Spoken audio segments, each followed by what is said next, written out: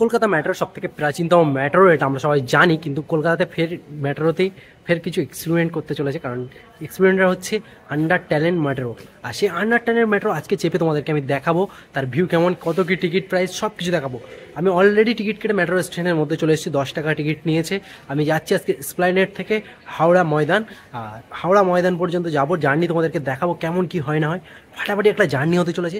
যারা এখনো মেট্রোতে জানো না, আন্ডার ট্যালেন্ট মেট্রো গঙ্গার নিচে দিয়ে মেট্রো চলছে, সেই মেট্রো আজকে আমি চাপবো, চেপে দেখাবো গঙ্গায় পানি দেখা যায় কি না, মাছ দেখা যায় কি না, আর গঙ্গার উপর থেকে কী দেখা যাচ্ছে না যাচ্ছে সব দেখবো, নৌকা দেখবো, কি দেখবো সব বলবো।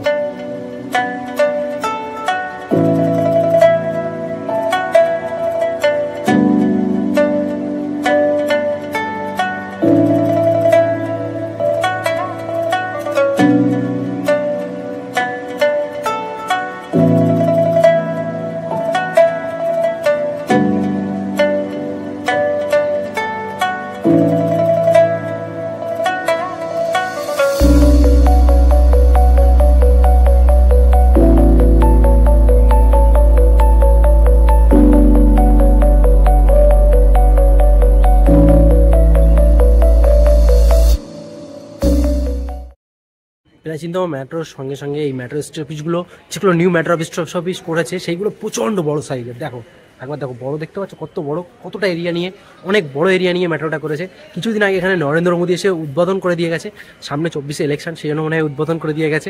এখনও বউবাজারের স্টপেজ চালু হয়নি। তাছাড়া যে স্টপেজগুলো চালু হয়েছে আজকে, এখন 2-3টে স্টপেজ চালু হয়েছে, সেই স্টপেজগুলোর মধ্যে আমি চেপে দেখাবো। আমি তোমাদেরকে দেখাবো মেট্রোর মধ্যে ভিড় আর লোকের চাপ। খালি দেখতে পাচ্ছ কত লোক উঠে গেছে মেট্রোর মধ্যে, আর কিছুক্ষণের মধ্যে মেট্রোটা ছেড়ে দেবে। আমি সামনের কাছে নিয়ে নিয়েছি এটা, কারণ আমি দাঁড়িয়ে দাঁড়িয়ে আছি, সেই জন্য ভিডিও করবো, ওই জন্য সামনের দিকটা নিয়েছি। আর স্টপেজ ছেড়ে চলে যাচ্ছে, এসপ্ল্যানেড ছেড়ে চলে যাচ্ছে হাওড়ার দিকে। মেট্রোটা বেশ গতি দিয়ে চলে যাচ্ছে হাওড়ার দিকে, আর আমি মেট্রোর মধ্যে আছি। তোমাদের মেট্রোর মধ্যে থেকে সব ভিউটা তোমাদের জন্য তুলে ধরছি। আর দেখতে পাচ্ছ কত সুন্দর লাগছে সাইডের দৃশ্যগুলো। আর মেট্রোটা প্রায় স্টপেজ ছাড়ো ভাব, স্টপেজ ছেড়ে টানেলের মধ্যে ঢুকছে। এটা কিন্তু সেই টানেল নয়, বাট মেট্রোর মধ্যে পেশাপিশি ভিড়। আমি সামনে অনেক কষ্ট করে জায়গা নিয়ে দিয়েছি, প্রত্যেকে ক্যামেরা ফোনে বার করে ক্যামেরা করছে। ছোট লোক মানে ঘোরার উদ্দেশ্যে বেশিরভাগ লোকটাই যাচ্ছে, যে গঙ্গার নিচে দিয়ে যাব ফার্স্ট টাইম, সেই উদ্দেশ্য নিয়েই বেশিরভাগ লোক যাচ্ছে। কেউ কাজের জন্য কেউ যাচ্ছে, খুবই কম লোক। কারণ এই যে ভিড়টা দেখছো, এটা পুরো একদম কি বলবো, প্রথম 2-1 দিনের এই ভিড়টা ছিল। আমরা প্রথম 2-1 দিনের মধ্যেই গেছিলাম, গিয়ে তুলে ধরেছিলাম।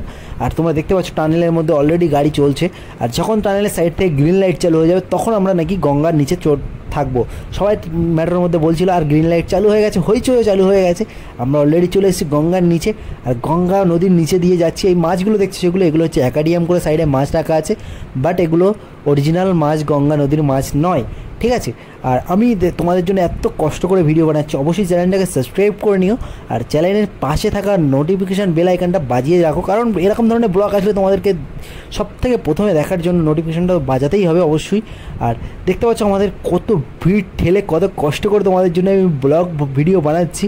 আর মেট্রোর মধ্যে অবশ্যই বুঝতে দেখতে পেলে আমি মেট্রো স্টেশনের মধ্যে আছি। মেট্রো স্টেশনের মধ্যে হাওড়া ব্রিজ পার হয়ে, ব্রিজ না, হাওড়া টানেল পার হয়ে এসেছি। মেট্রো টানেল পার হয়ে একদম হাওড়া স্টেশনে চলে এসেছি। মেট্রো আমার পিছনে দাঁড়িয়ে আছে, এই মেট্রো করে এসেছি। এতক্ষণ মেট্রো করে আসছিলাম, আর ব্লু গ্রিন লাইট যেখান থেকে চালু হয়ে গেছে, সেখান থেকে হাওড়া টানেল শুরু হয়ে গেছে। মেট্রোটা আসার পরে দিদি আবার কোথায় চলে যাচ্ছে, কোথায় যাচ্ছি জানি না, আমরা যাচ্ছি মেট্রোটাতে। আমরা হাওড়ায় নেমে গেছি। হাওড়ায় প্রচুর লোক, প্রচুর ভিড় হচ্ছে মেট্রোতে, যা ভিড় হচ্ছে, প্রচণ্ড ভিড় হচ্ছে মেট্রো। আমি এবারে উপরে উঠে যাই হাওড়া স্টেশনের দিকে, আমি ফিরে যাব। আজকেরকার ব্লগটা এই পর্যন্তই। যদি দেখে মনে হয় ভালো লাগেছে, তাহলে চ্যানেলটাকে সাবস্ক্রাইব করে নাও, পাশে থাকা বেল আইকনটা অবশ্যই বাজিয়ে রাখো।